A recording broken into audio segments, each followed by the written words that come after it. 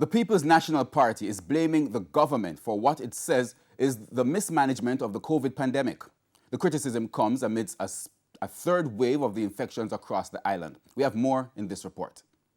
I am very upset with the Andrew Holness administration. People's National Party member Philip Paulwell criticizing the government for what he says is the management of the coronavirus in the country. Mr. Paulwell, who was speaking at a political conference in South Central St. Catherine Saturday, reasoned that the government is toying with the lives of Jamaicans in a bid to keep the economy afloat. And I hear they're talking about balancing lives with livelihoods. And let us not fool ourselves. Sometimes when they talk about livelihoods, I'm talking about big business. They're talking about various other interests. But I believe lives must be more important. You can't be balancing lives with livelihood. You have to put lives as a priority. The government has maintained that it has to balance lives and livelihoods during the pandemic. However, the PNP member says the relaxing of measures in July is to blame for the spike the country is seeing.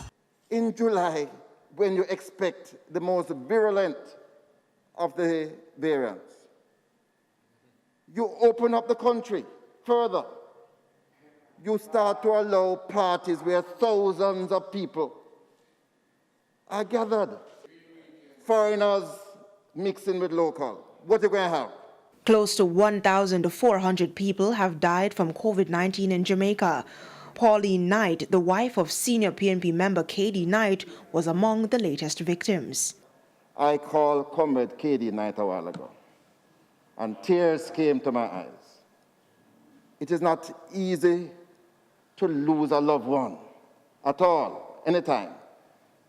But it is really very painful to lose someone by way of this. However, he's hoping that a 3-day lockdown will break the transmission despite chaotic scenes in supermarkets and public transport.